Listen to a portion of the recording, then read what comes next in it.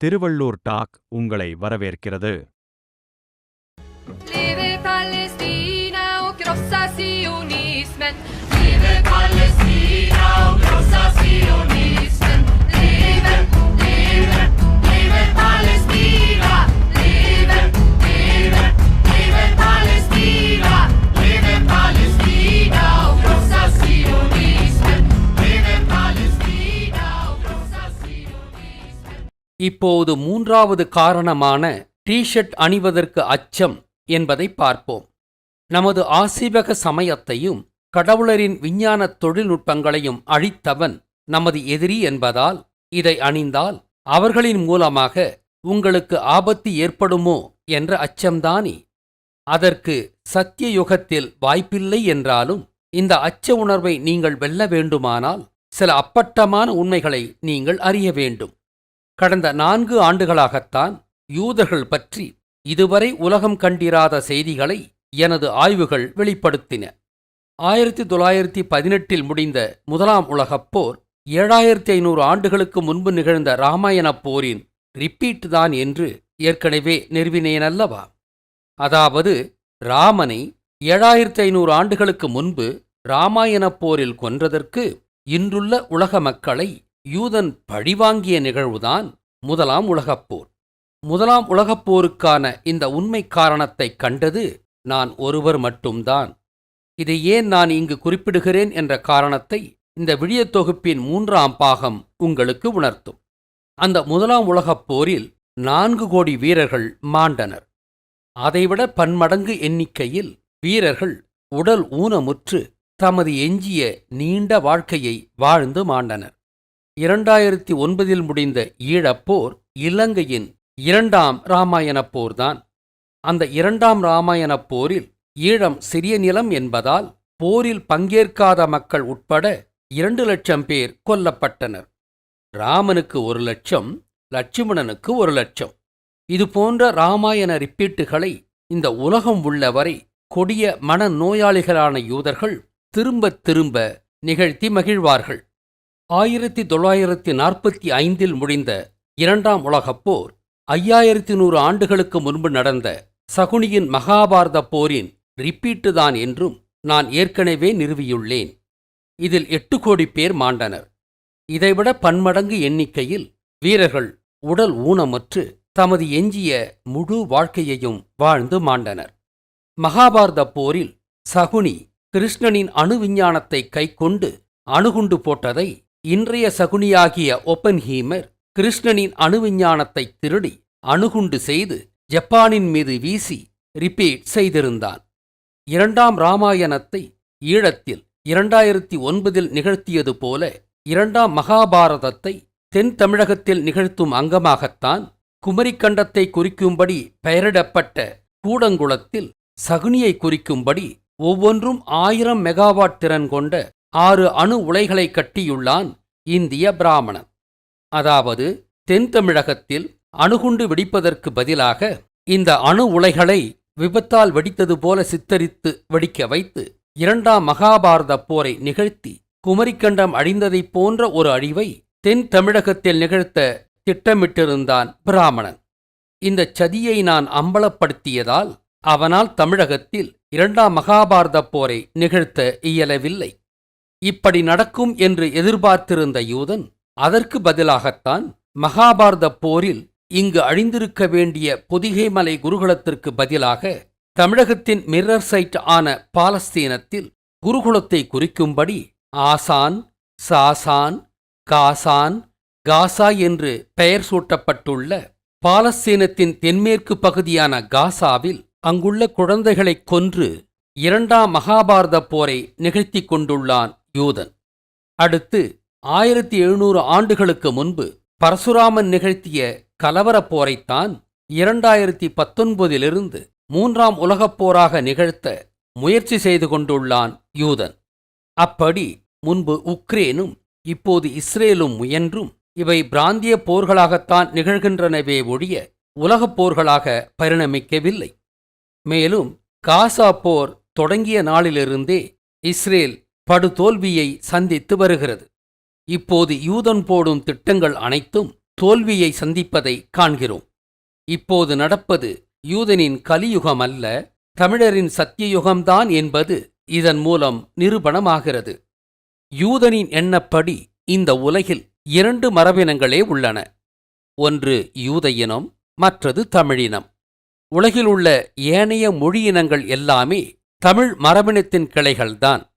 தமிழினத்தின் மீது தீராத காழ்ப்பு கொண்டுள்ள யூதன் தமிழினம் உள்ளவரை காலாகாலத்திற்கும் இந்த 3 போர்களை வெவ்வேறு விதங்களில் திரும்பத் திரும்ப நிகழ்த்திக் கொண்டுதான் இருப்பான். சான்றாக மத்திய அரசின் 100 நாள் வேலைத்திட்டமும் பிராமணச் சகுனிகள் இந்திய மக்களின் மீது நடத்தும் நவீன மகாபாரத போர்தான்.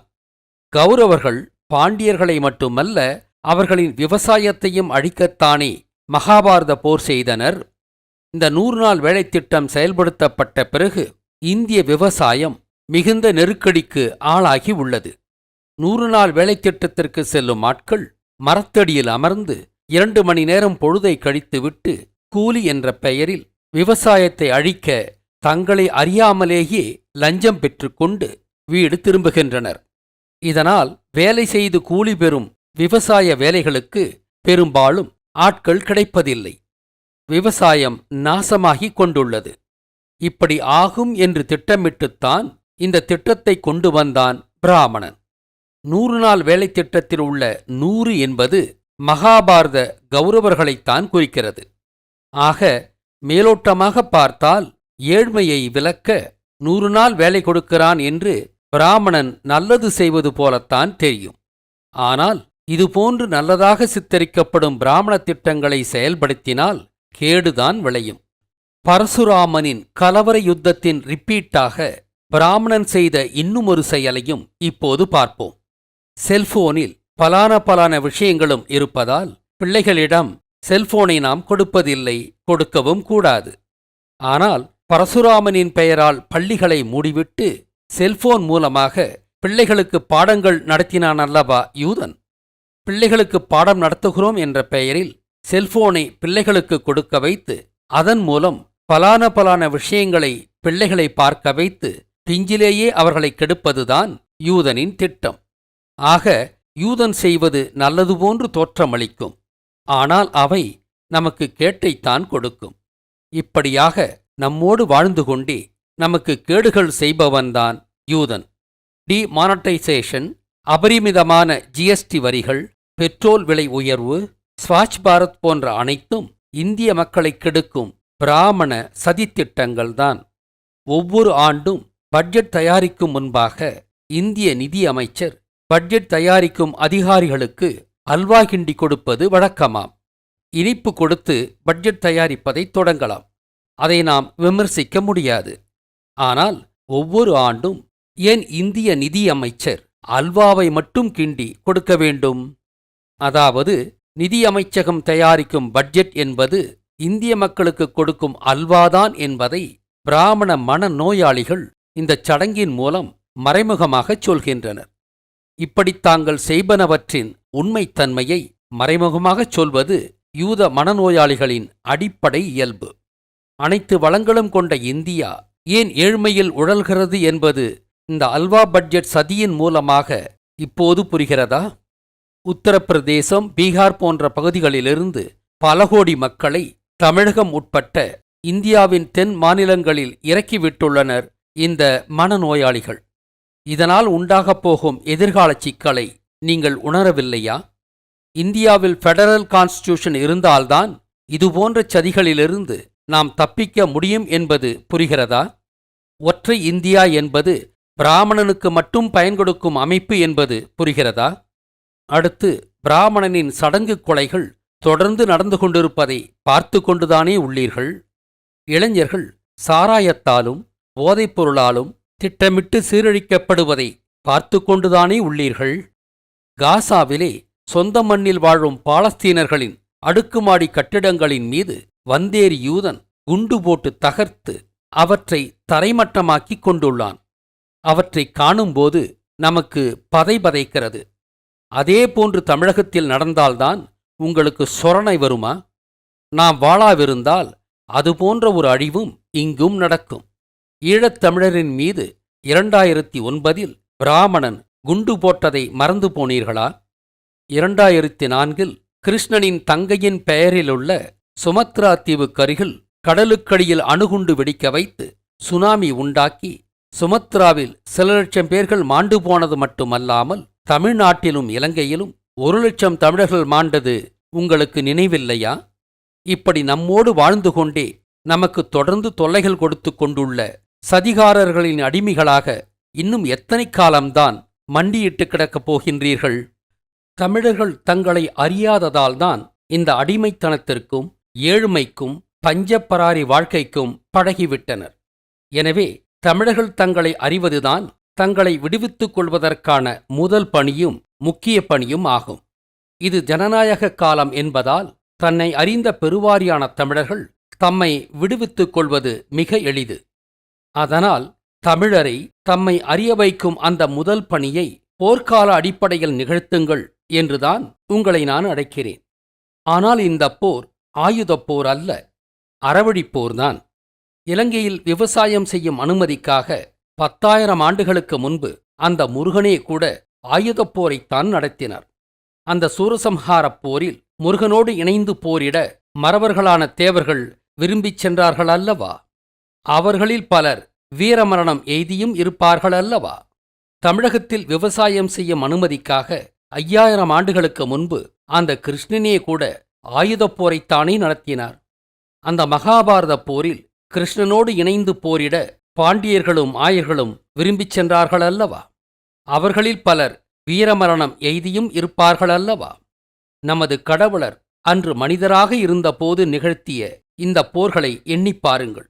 தமிழகம் தனி நாடாக இருந்தால் உங்களது தேசத்தைக் காக்க பட்டாளத்தில் சேர யாரும் வரமாட்டீர்களா? உங்களின் தேசத்திற்காக உங்களின் உயிரை பணயம் வைத்து போரிட பல்லாயிரக்கணக்கான பேர் வருவீர்கள்தானே? ஆனால் நான் இன்று உங்களின் விடுதலைக்காக முருகனைப் போலவோ ராவணனைப் போலவோ கிருஷ்ணனைப் போலவோ ஆயுதப் போருக்கு உங்களை அழைக்கவில்லை. நான் அந்த முருகனையும் ராவணனையும் கிருஷ்ணனையுமே இந்த எனது அறவழிப் போரில் அறிவாயுதங்களாக பயன்படுத்துகிறேன். ஆம், அந்த நமது கடவுளர் பற்றிய உண்மைச் செய்திகளை பரப்பி தமிழரைப் பற்றி தமிழர் அறியும்படி செய்து அதன் மூலம் ஜனநாயக ரீதியாக நாம் வெல்வதுதான் 5ஆம் தமிழர் சங்கம் தொடங்கியுள்ள டி-ஷர்ட் அறவழிப்போர். மீண்டும் சொல்கிறேன், உங்களை நான் சாலை மறியல் செய்யவோ போலீசிடம் அடி உதை வாங்கும் போராட்டங்களுக்கோ அழைக்கவில்லை. நீங்கள் டி-ஷர்ட் அணிந்து நிகழ்த்தும் இது ஒரு அகிம்சை வழி அறவழிப்போர்தான். இதுபோன்ற அறப்போராட்டங்களை ஆங்கிலத்தில் இன்ஃபர்மேஷன் வார், அதாவது இன்ஃபோ வார் என்று சொல்லுவார்கள். புதிய உண்மைச் செய்திகளின் மூலம் மக்களிடம் விழிப்புணர்ச்சி ஏற்படுத்தி கத்தியின்றி இரத்தமின்றி வெல்லும் உத்திதான் இன்ஃபோவார் எனும் அறவழிப்போர் என்பது. அப்படிப்பட்ட அகிம்சை வழி அறவழிப்போருக்குத்தான் நான் உங்களை அழைக்கின்றேன். டி-ஷர்ட்களுக்கு குறைவான விநியோக ஆணைகள் வந்தது கண்டு புலம்பிக் கொண்டிருந்த என்னிடம் 5ஆம் தமிழர் சங்க உறுப்பினர் ஒருவர் இப்படிச் சொன்னார். ஐயா, எனது குழந்தைகளுக்கும் கூட டி-ஷர்ட் செய்து கொடுங்கள். நாங்கள் முழு குடும்பமுமே டி-ஷர்ட் போட்டு இந்த தெய்வீக பணியில் ஈடுபடுகிறோம். இதனால் எங்களுக்கு எந்த ஆபத்து நிகழ்ந்தாலும் இறை சித்தமாக ஏற்றுக்கொள்கிறோம். நமது கடவுளருக்கு திருப்பணி செய்ய இதைவிடச் சிறந்த வழி வேறேதும் இல்லை. எனக்கு உடலெல்லாம் புல்லரிக்கிறது பாருங்கள் என்று தனது சட்டையை விளக்கி காண்பித்தார். இந்த மனிதருக்கு இருக்கும் இதே துணிச்சல் 20 ஆண்டுகளுக்கு முன்பு எனக்கு இருந்ததால்தான் பிரம்மாண்டமான ஆய்வுகளை அச்சமில்லாமல் செய்து வெளியிட்டு இன்றுள்ள நிலைக்கு என்னால் முன்னேற முடிந்தது. ஆக இந்த சத்திய யுகத்தில் கடவுளருக்கு திருப்பணியும் தெய்வீகப் பணியும் உணர்ந்து செய்யும் உங்களுக்கு எந்த தீங்கும் நடக்காது. டி-ஷர்ட் போடுவதால் ஆபத்து வரும் என்பது கூட அதீத சிந்தனைதானே ஒழிய அது யதார்த்தத்தின் பார்ப்பட்டு எழுந்த சிந்தனை அல்ல. 5ஆம் தமிழர் சங்கத்தையோ அதன் உறுப்பினர்களையோ பணியாளர்களையோ மாணவர்களையோ தொண்டர்களையோ தொட்டால் யூதனுக்கு பேராபத்து நிகழும் என்பதை யூதன் நன்றாக உணர்ந்துள்ளான். இந்த சத்தியயுகத்தில் நடப்பதெல்லாம் இறைவனின் சித்தம் என்பதை நம்மை விட யூதன் நன்கறிவான். மேலும் நமது எதிரிகள் ஒவ்வொரு நாளும் வீழ்ந்து கொண்டிருப்பதை நாம் அன்றாடம் காண்கிறோம். அவர்களின் திட்டங்கள் இப்போது வெற்றி காண்பதில்லை. 1967இல் எகிப்து, ஜோர்டான், சிரியா, லெபனான் ஆகிய 4 நாடுகளோடு ஒற்றையாளாக போரிட்டு 6 நாட்களில் வெற்றி கண்ட இஸ்ரேல் இன்று அயரன் டோமும் வைத்திருப்பதாகச் சொல்லப்படும் இஸ்ரேல் 190 நாட்களைக் கடந்தும் ஹமாஸ், ஹிஸ்புல்லா, ஹவுதிகள் எனும் விடுதலை இயக்கங்களிடம் படுதோல்வி அடைந்து கொண்டுள்ளது எதை குறிக்கிறது? இப்போது நடப்பது யூதன் கோலோச்சிய கலியுகம் அல்ல, தமிழன் கோலோச்சும் சத்தியயுகம் என்பதைத்தானே? அதேவேளை இது சத்தியயுகம் என்பதாலேயே நாம் மல்லாக்கப்படுத்திக்கொண்டு கடவுளே விடுதலை கொடு என்றால் நிச்சயமாக கொடுக்க மாட்டார்கள். நமது கடவுளர் கடுமையான உழைப்பாளிகளாகவும் போராளிகளாகவும் இருந்துதான் தெய்வ நிலையை எய்தினார்கள். எனவே போராளிகளையும் உழைப்பாளிகளையும் தான் நமது கடவுளர் ஆதரிப்பர். நமக்கு விடுதலை கொடுக்க நமது கடவுளர் சித்தம் கொண்டிருந்தாலும் அதற்காக நாம் முயற்சி செய்தால் மட்டுமே நமக்கு விடுதலை கொடுப்பார்கள். வாளாவிருப்பவர்களையும் சோம்பேறிகளையும் கடவுளர் விரும்புவதில்லை. சுருக்கமாக, முருகனும் ராவணரும் கிருஷ்ணனும் அன்றைய சூழலுக்கேற்றவாறு ஆயுதப்போரைத்தான் நிகழ்த்தினார்கள். ஆனால் நானோ இன்றைய சூழலுக்கேற்றவாறு உங்களை அறவழிப்போருக்குத்தான் அழைக்கிறேன்.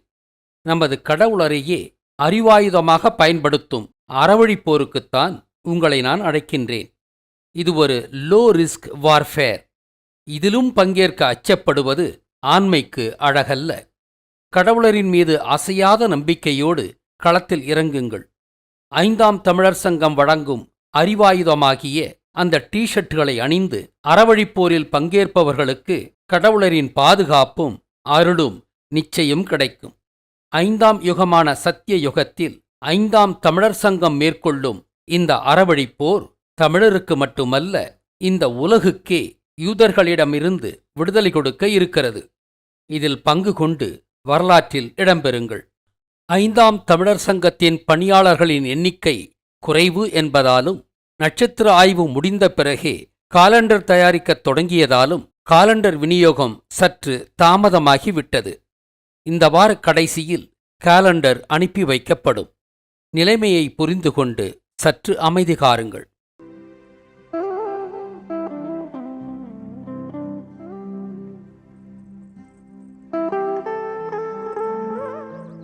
தமிழகத்தில் தமிழராட்சி நிகழவும் ஆசீவகம் மலரவும் நீங்கள் செய்யும் எளிய களப்பணியும் திருப்பணியும் இதுதான். ஒரு ஷர்ட் விலை ரூபாய் 350. திரையில் காணும் வங்கிக் கணக்கிற்கோ அல்லது தொலைபேசி எண்ணுக்கோ பணம் செலுத்திவிட்டு 6385-44-36 என்ற வாட்ஸ்அப் எண்ணிற்கு பணம் செலுத்திய விபரத்தையும் உங்களின் சரியான விலாசத்தையும் அனுப்பி வையுங்கள். கடவுளரின் அருள் உங்களுக்கு நிறைந்து கிடைக்கட்டும்.